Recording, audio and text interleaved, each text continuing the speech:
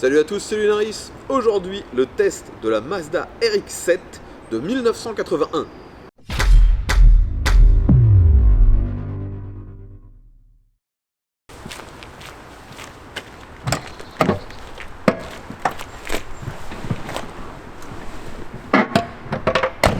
Les amis, on se retrouve aujourd'hui, vous l'aurez compris, pour le test d'une Mazda RX-7 de première génération. C'est un modèle de 81, mais donc en phase 2. Et aujourd'hui, la particularité, c'est que cette voiture ne m'a pas été prêtée par l'un de mes abonnés. Il s'agit de ma voiture. C'est une machine que j'ai achetée il y a maintenant un peu plus de 3 ans, que j'ai d'ailleurs été obligé de faire restaurer, de la remettre en état, car elle était clairement pas fraîche lorsque je l'ai acquise. Déjà, vous ne connaissez peut-être pas la gamme RX, ou du moins si vous la connaissez, c'est certainement surtout grâce à la RX-8 qui a été la dernière de cette gamme vendue en France. Donc les Mazda RX, déjà RX ça veut dire Rotary Experience, donc l'expérience du rotatif. Car toute cette gamme de voitures a une particularité, il s'agit de moteurs à piston rotatif. Il n'y a pas réellement de piston comme on a l'habitude de voir sur 99% des voitures. Il s'agit ici de chambres de combustion avec à l'intérieur des triangles qui tournent dans un ovale. D'ailleurs ce moteur en a deux, c'est un birotor. Et ça permet d'avoir un moteur extrêmement compact qui monte quand même assez haut dans les tours et qui a une bonne puissance par rapport à sa petite cylindrée. Car aujourd'hui, il s'agit d'un birotor d'une cylindrée d'un petit peu moins d'1,2 litre et il est donné pour 115 chevaux. À l'heure actuelle, forcément, 115 chevaux, ça peut faire sourire, mais je peux vous assurer qu'à l'époque, sortir 115 chevaux sur un moteur de cette cylindrée, c'était vraiment limite un exploit sur une voiture de grande série. C'est pas non plus un moteur de compétition. Donc comme je vous l'ai dit, il s'agit d'un modèle de 1981. Il faut savoir que les RX-7 sont sortis à la fin des années 70. Et d'ailleurs, aujourd'hui, j'ai, comme je vous disais, une phase 2 qu'on reconnaît surtout au feu. Les feux ont été changés, ils sont un peu plus type années 80 sur celle-ci. Personnellement, esthétiquement, je préfère la première version. Et au niveau moteur, on a 10 chevaux de plus. La première sortait 105, celle-ci 115. Mais je ne saurais pas vous dire exactement ce qui a changé. Il semble que ce soit juste peut-être le carburateur ou des réglages carburateurs. Parce que au niveau technique, ça semble très très similaire. Donc pour revenir sur l'esthétique, vous voyez qu'on a vraiment une forme qu'on ne voit plus actuellement. C'est une voiture assez longue, assez plate. Et surtout, ce qui la distingue de la production actuellement, ce sont ces feux escamotables, aussi appelés pop-up. Donc comme je vous l'ai dit, c'est un modèle que j'ai acheté il y a un peu plus de 3 ans maintenant, que j'ai fait remettre en état au niveau mécanique, donc maintenant tout fonctionne bien. Et sachez qu'au niveau esthétique, il n'y a pas de modification. On a quelques options de l'époque sur la voiture, mais sinon tout ce que vous voyez est globalement d'origine. D'ailleurs, sur les options, vous avez sur cette voiture déjà les jantes. Vous voyez qu'il s'agit de jantes en 13 pouces, mais avec un centre qui reprend la forme du rotor. Donc le piston rotatif. Et en option sur cette voiture, vous avez aussi le toit ouvrant, ainsi que l'aileron derrière, qui permet, je trouve, d'avoir une finition vraiment sympa. Ça lui rajoute un côté sport. Et la particularité de cet aileron, c'est que quand on y touche, il n'est pas en plastique dur, il est en mousse. Donc c'est assez intriguant au début. On se demande si ça va vraiment tenir, mais bon, il est là maintenant depuis plus de 45 ans. Donc c'est que ça tient plutôt pas mal cette mousse.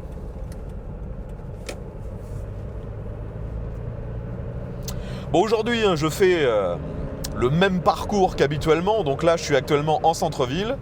Et franchement, cette voiture ne pose pas de problème. Il faut juste se réhabituer à avoir un coupé avec un capot très très long. Ça y est, un peu le format Batmobile, quoi. On a une voiture très longue, on est assis assez loin par rapport au devant de la voiture.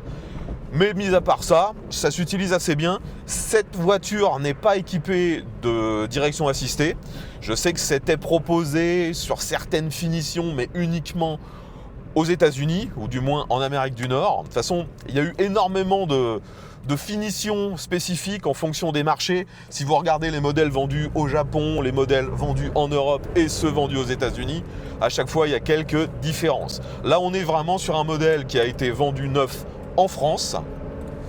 Ce qui rend l'utilisation assez facile également, c'est le nombre d'espaces vitrés. À l'époque, on avait encore des montants assez fins. Il y a beaucoup de vitres. Et d'ailleurs aussi, une des particularités stylistiques, vous voyez que le haillon derrière, il est intégralement vitré. C'est juste une plaque en verre où a été fixé, de quoi l'attacher. Mais sinon, l'intégralité de la pièce est en verre. Bon, sinon, dans cette voiture, on a encore la sellerie et tout l'intérieur d'origine. Donc, vous voyez qu'on a du tissu gris avec des bandes rouges. Esthétiquement, c'est plutôt pas mal. De nouveau, ça fait très années 80. Et les sièges n'ont pas un maintien dingue. Après, il faut avouer que actuellement, les sièges sont vraiment d'origine. Ils n'ont pas été refaits. La mousse mériterait clairement d'être remplacée car ils sont un peu tassés. Sinon, ils ne sont pas inconfortables. J'ai déjà roulé pendant plusieurs heures. J'ai fait plusieurs centaines de kilomètres avec cette voiture. J'ai même traversé toute la France avec sans que ça me pose réellement de problème. Le seul souci finalement avec ces sièges, c'est qu'ils n'ont que assez peu de réglages. Vous pouvez forcément régler la distance par rapport aux pédales. Il y a une glissière. Vous pouvez régler l'inclinaison du dossier, mais il n'y a pas de réglage en hauteur. Et donc moi, actuellement, je suis assis un tout petit peu trop bas. Il aurait fallu que le siège soit un petit peu plus haut. Sinon, les sièges sont plutôt agréables. Et vous voyez que derrière, même si c'est un coupé, on a quand même deux petites places. Et la banquette reprend exactement la même esthétique, la même finition qu'à l'avant. Bon les amis, on va maintenant tester l'accélération de ce modèle. Donc à l'époque, c'était clairement une voiture de sport, personne n'achetait ça comme voiture du quotidien. On a, je le rappelle, ce moteur birotor alimenté par carbu, et c'est un moteur atmosphérique, il n'y a pas de suralimentation. Donc celui-ci développe 115 chevaux. La voiture, elle, a un poids tout plein fait à 1050 ou 1080 kg, j'avoue que je me souviens plus exactement, donc c'est à peine au-dessus de la tonne. Et bien sûr, il n'y a pas d'ABS, il n'y a pas d'électronique du tout sur ce modèle, c'est vraiment une voiture de collection. Donc on va voir comment ça se comporte. Je rappelle que la voiture a été révisée, que tout logiquement fonctionne comme à l'époque. Allez, c'est parti. Et j'ai oublié de le préciser, sur cette voiture, on a une boîte mécanique à 5 rapports. Donc c'est une voiture qui monte assez haut dans les tours. Je devrais pouvoir monter au moins à 7000, voire peut-être même 8. Et je vous indique, bien sûr, à quel moment j'arrive à 100. Allez, c'est parti. Let's go. Ça patine un peu. Je prends 7000 tours. Je passe la 2.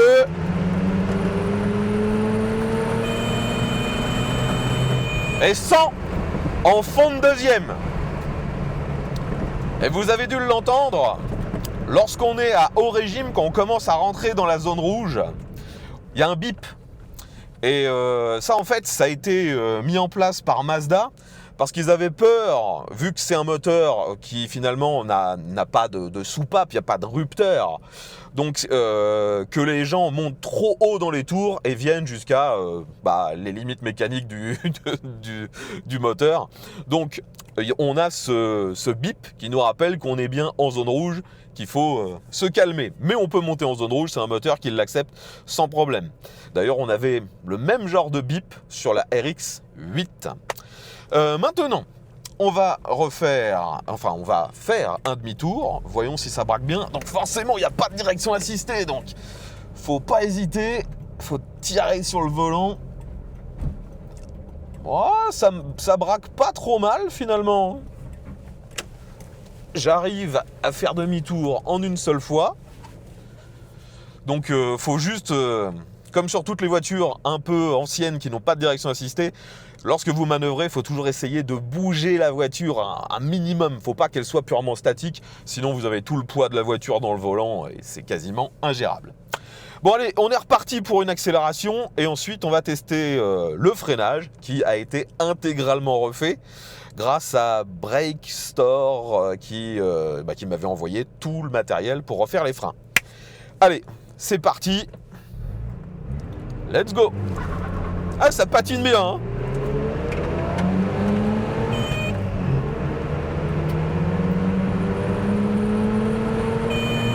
Et 100.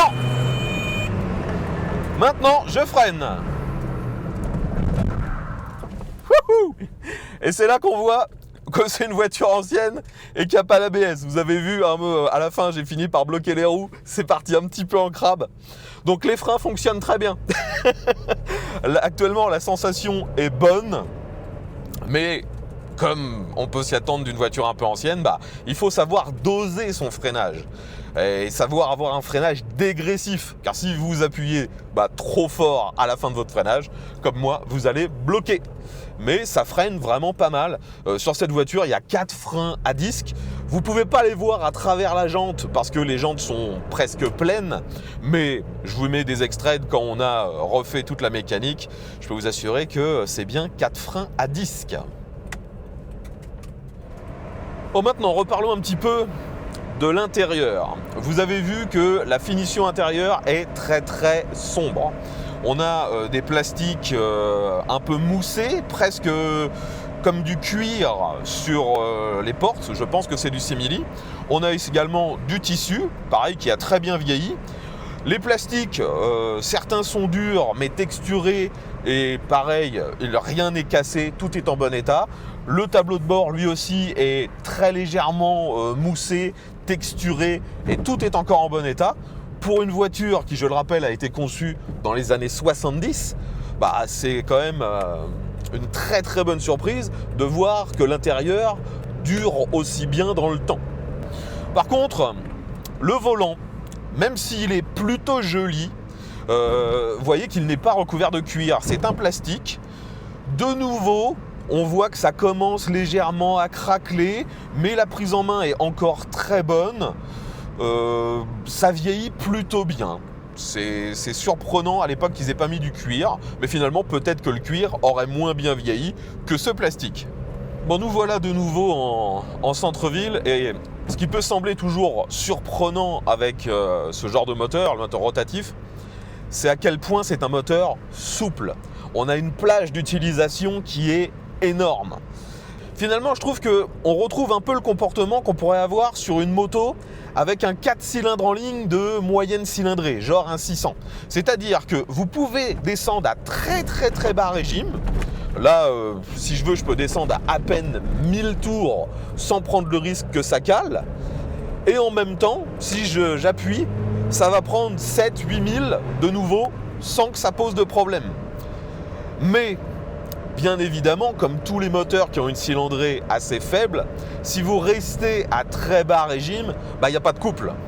Donc, avec cette voiture, on a un sentiment un peu bizarre, et malheureusement, c'est un sentiment qui se partage avec quasiment toutes les RX. C'est-à-dire que lorsque vous roulez cool, on a l'impression de se traîner et de ne pas avoir de couple, de ne pas avoir de performance. Mais vous pouvez rouler cool, rouler à très très bas régime. A l'inverse, si vous montez dans les tours, là vous découvrez vraiment toute la puissance du moteur. C'est d'ailleurs pour ça qu'il y en a beaucoup qui n'aiment pas le rotatif, parce qu'ils trouvent qu'à bas régime c'est beaucoup trop mou, surtout si vous avez l'habitude de rouler avec des grosses cylindrées essence classiques ou carrément avec du diesel. Vous avez vraiment l'impression d'être sous-motorisé à bas régime. Mais néanmoins, ça reste efficace. C'est ça qui est vraiment surprenant.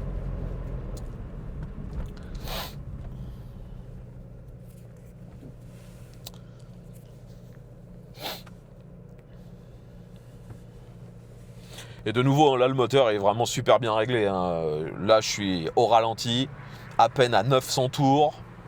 Ça bouge pas.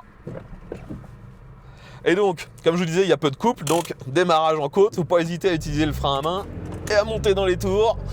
Parce que si vous faites que avec votre point de patinage, bah vous risquez de caler bêtement. Hein. Il y a vraiment peu de couples sur les bas régimes. Allez, là je suis en côte, je suis en deuxième, j'accélère fort. 3000 tours, 4000 tours.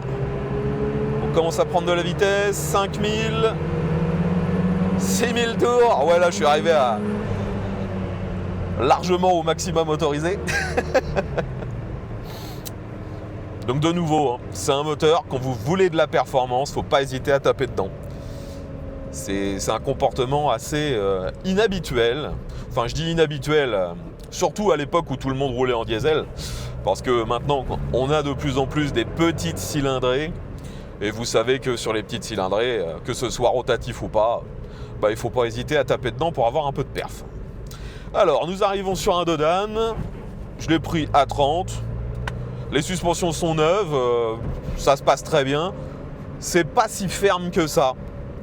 Là, je vais ralentir de nouveau. Il y a encore un Dodan. Je suis à 30. Ouais, c'est une voiture assez longue. Donc forcément, on a l'avant qui bouge un peu. Mais ça passe. De toute façon, les suspensions que j'ai remplacées, hein, ce sont, je vais dire, la même référence qu'à l'origine. Donc de nouveau, on doit avoir un comportement assez similaire à l'origine. Bon, maintenant les amis, nous arrivons dans la succession de virages de mon parcours. Et c'est là qu'on devrait s'amuser. Donc là, je ne vais pas hésiter à monter dans les tours.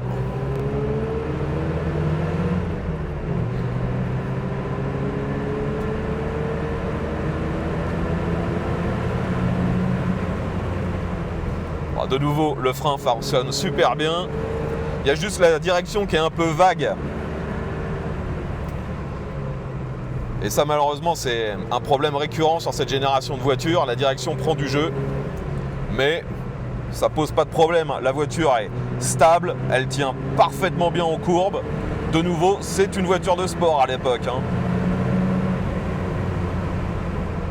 Et je sais pas si vous entendez, mais la sonorité de l'échappement est assez finalement étouffée par les bruits ambiants. On l'entend pas énormément. La sonorité, on l'entend beaucoup mieux quand on est dehors. C'est d'ailleurs pour ça que j'ai pris la sonorité avec ma caméra.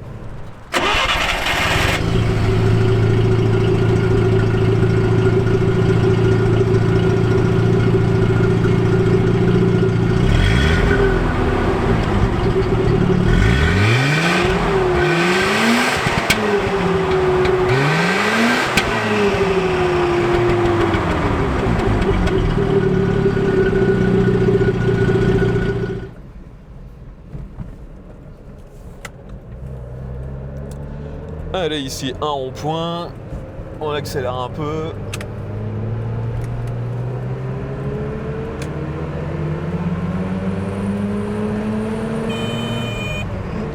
Ouais, faut vraiment pas hésiter à taper dedans, et quand on le fait, c'est vraiment sympa parce que même si les performances ne sont pas délirantes, forcément la plupart des voitures modernes rouleraient plus vite qu'elles, mais c'est une voiture légère, une voiture où finalement on a un peu de vibration, on entend ce qui se passe autour et les sensations sont décuplées par rapport à une voiture moderne. De toute façon, si vous cherchez une voiture moderne qui aurait un gabarit et un poids similaire à celle-ci, ça va être compliqué. Et à l'époque, c'est une voiture qui était quand même un peu haut de gamme. On a quelques, entre guillemets, gadgets de l'époque. Maintenant, ça prêterait à sourire parce que la plupart des voitures en seraient déjà équipées. Mais si on regarde les boutons qu'on a, par exemple, autour du volant, on a tout d'abord un bouton qui permet d'ouvrir le coffre depuis l'intérieur. Ça, à l'époque, toutes les voitures n'en étaient pas équipées. Je rappelle, conçues dans les années 70. À côté, on a la tirette pour le starter, forcément, vu que c'est une voiture à carbu. Mais en plus, c'est un starter automatisé. C'est-à-dire qu'au bout d'un moment, si vous laissez le starter, il va descendre progressivement de lui-même et s'arrêter. Après, personnellement, je préfère l'utiliser moi-même parce que sinon, en le laissant s'utiliser tout seul, il a tendance à rester, selon mes critères, ouvert trop longtemps et à faire tourner le moteur pour rien. À côté, on a aussi la trappe de carburant qui peut être ouverte électriquement depuis l'habitacle, juste ici. Ensuite, on a les rétros qui sont réglables électriquement. Les vitres sont bien sûr électriques. Franchement, ouais, c'est pas mal pour une voiture, je rappelle, conçue dans les années 70. La seule chose qui, pour moi, manque sur ce modèle, c'est la centralisation. Il n'y a pas de centralisation, que ce soit mécanique ou électrique. Il n'y a pas du tout de centralisation pour le verrouillage des portes. Je m'aperçois que je ne vous ai pas parlé du compteur. Donc devant moi, on a bien sûr des compteurs à aiguille. Un premier pour le compte de tour, la vitesse. On a ensuite des petits compteurs, un qui vous donne la réserve de carburant, la température du liquide de refroidissement. On a également la pression d'huile et on a même un compteur qui nous indique la tension aux bornes de la batterie. On peut un peu surveiller ce qui se passe au niveau mécanique. Ça, personnellement, j'aime beaucoup. Et ensuite, on a bien sûr tous les voyants de base juste en dessous. Maintenant, on va monter sur l'autoroute. Alors, prise d'info très bonne. On a quand même un petit angle mort sur le côté. Je m'engage, il n'y a personne. Là, j'étais déjà en 4e, donc j'accélère fort. Je prends de la vitesse, mais de nouveau, je suis pas au régime. Là, je suis à 3000 tours. Donc ça prend de la vitesse, mais c'est pas fou. Faut pas hésiter, si on veut vraiment de la patate, à monter entre 5 et 8000. Et au niveau de l'insonorisation, bah, c'est tout à fait correct pour l'instant. Je vais essayer de faire un dépassement si jamais on me le permet, parce que vous voyez qu'il y a quand même un peu de trafic. Allez, j'accélère à fond en 5e. Donc je suis à 100, 110, 120. Ouais, de nouveau, hein, si on reste sur les mi-régimes, les performances ne sont pas dingues. Mais ça reste suffisant. On peut exploiter la voiture dans ces conditions-là. Si on veut que ce soit vraiment perf, bah, faut redescendre d'un rapport, voire même de 2. Et là, ça part. En plus, la boîte de vitesse est super bien. Franchement, ça me fait penser aux boîtes qu'on peut avoir dans les Mazda MX-5. Elle est fluide, elle fonctionne nickel. Franchement, de nouveau, pour une voiture ancienne, la boîte de vitesse, il n'y a rien à dire. Hein. C'est au même niveau que sur les meilleures boîtes modernes. Bon, ensuite, pour revenir sur l'esthétique, comme je vous l'ai dit, la plus grosse particularité qu'on ne voit plus du tout sur les modèles actuels, ce sont bien sûr les feux qui sortent de la carrosserie. Donc sur cette machine, on a bien sûr des feux avec des ampoules halogènes. Tout l'éclairage est plutôt bien intégré dans la voiture. Personnellement, il n'y a que les feux arrière que je trouve un peu trop gros.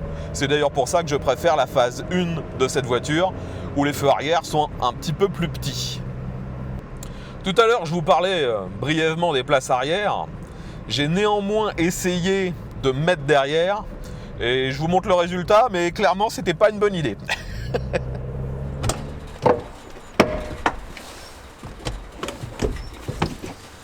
Alors, déjà, vous voyez que rien que pour rentrer à l'arrière, quand on est un adulte, c'est vraiment la galère. J'essaie de ramener ma jambe. Hop. Je ne peux même pas remettre le siège. Et là, le siège devant, il n'est pas réglé pour un géant, hein, il est réglé pour moi. Donc, je suis même pas au maximum. Donc, je vous le redis, un adulte derrière, c'est juste impossible. Le siège, sinon, on va dire, il n'est pas spécialement inconfortable. Là, le problème, c'est que on a les jambes très relevées. J'ai aucune garde au toit, donc moi je mesure 1m70, j'ai déjà l'obligation de tourner la tête. Je peux pas rester la tête droite, et si j'essaie de la mettre derrière, bah, c'est un peu la même chose, je me retrouve la tête qui tape la vitre. Et puis voilà, bon, sinon derrière, on a quand même de la luminosité, parce que de toute façon on est tellement proche des autres devant qu'on a quasiment la même chose. On a de la luminosité grâce à la vitre derrière. On peut même avoir le toit ouvrant, ouvert ou enlevé. Donc on est pas mal. petite particularité, par contre derrière, les ceintures, elles n'ont pas d'enrouleur. Donc c'est à vous de la régler à chaque fois. Enfin, clairement sur cette voiture, les places arrière ne seront utilisées que par des enfants. Et je pense pas que vous les utiliserez souvent. Enfin voilà, maintenant je vais essayer de m'extraire. Et je pense que ça va être ridicule.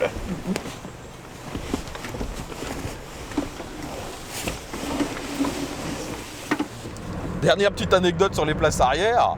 Donc vous avez vu qu'on pouvait mettre quasiment que des enfants, mais à l'époque vos enfants fument, parce qu'il y a un cendrier derrière. Bon après, concernant les rangements, le plus important est bien sûr le coffre. Donc vous ouvrez ce haillon vitré et vous tombez sur un espace modeste. Déjà il y a une bonne partie qui est prise par la roue de secours.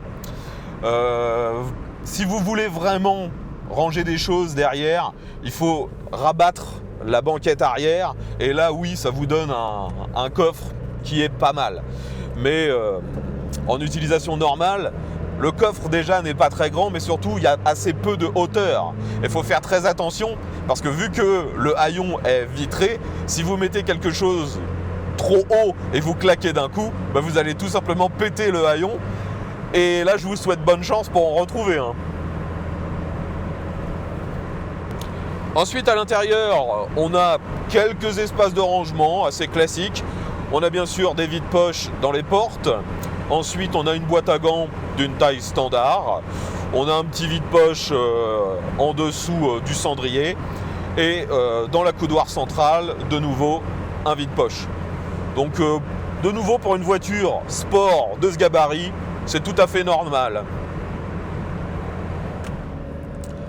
Allez, ici on va faire une dernière accélération. Je suis en troisième, pied au plancher.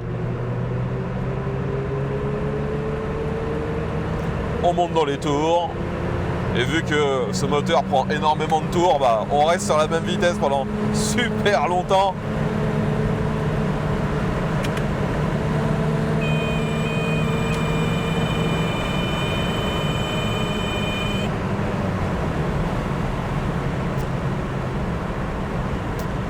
Ah, de nouveau, il y a vraiment moyen de s'amuser avec cette machine. Finalement, la seule vraie contrainte au quotidien d'utiliser une voiture comme celle-ci, c'est le carburant. Sur cette voiture, on a un réservoir de 55 litres. Jusque-là, rien de bizarre. Mais avec 55 litres, bah, vous avez globalement 400 bornes d'autonomie. Ça fait pas beaucoup. Mon record, personnellement, en roulant, en traversant la France, j'arrive à descendre à environ 10 litres au 100. Peut-être même parfois un petit peu moins de 10 litres au 100. Et dans le pire des cas, si je suis à l'utiliser en ville, à faire beaucoup de démarrages, arrêts, petits trajets comme ça, voilà, je flirte avec les 15 litres. Donc en moyenne, on considère que ce modèle consomme 13 litres au 100. Et c'est le problème des moteurs rotatifs. Ils sont légers, ils sont performants par rapport à leur taille, donc la voiture est légère, mais on consomme comme si on avait une grosse cylindrée. Parce que le moteur rotatif, je vous ai dit, il n'y a que 2 rotors, mais finalement il y a 3 chambres de combustion par rotor. Et donc on a autant de cycles d'explosion que si on avait un 6 cylindres. Donc forcément, ça consomme. Bon, maintenant les amis, je pense qu'on a fait le tour du test dynamique et même au niveau de l'intérieur, je pense avoir décrit quasiment toutes les particularités de ce modèle. Ce que vous voulez savoir maintenant, c'est quelle est la valeur d'un modèle comme celui-ci sur le marché de l'occasion. Donc déjà, vous le savez, c'est une voiture maintenant très ancienne, c'est clairement une voiture de collection. Et c'est pas une voiture qui a été distribuée énormément en France. Déjà parce qu'à l'époque, les gens trouvaient que ça consommait trop. Donc, on en trouve un peu en France. Malheureusement, le plus souvent, elles ne sont pas en bon état. Elles ont été, pour la plupart, abandonnées pendant très longtemps parce que les gens ne voulaient pas mettre l'argent pour les restaurer. On a eu ces voitures à une époque qui valaient même plus que 1000 ou 2000 euros. Hein.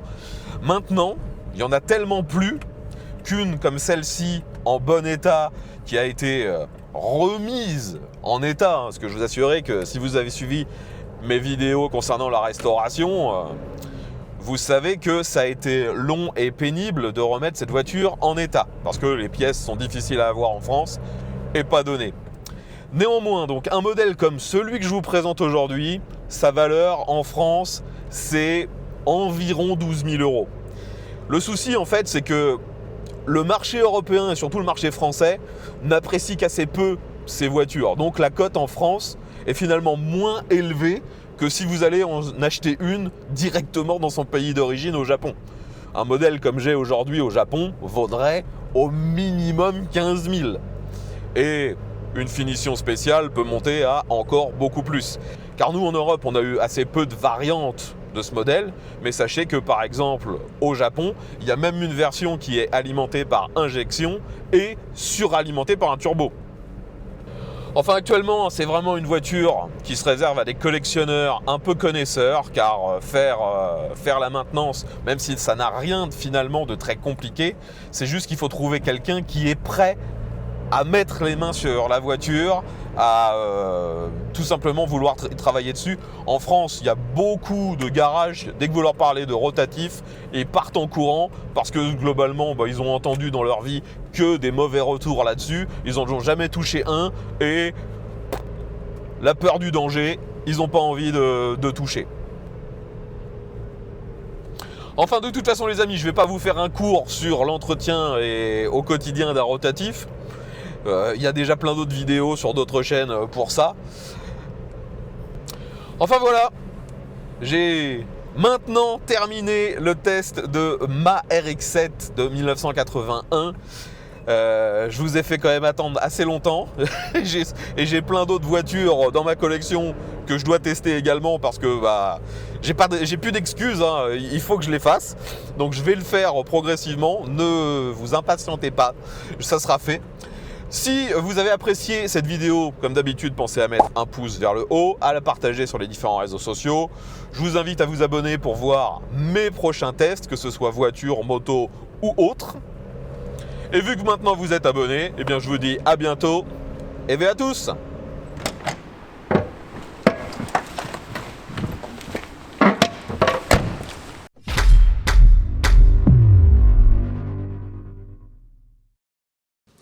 On a le toit ouvrant où on peut complètement retirer le panneau qui vient ensuite se loger dans le coffre.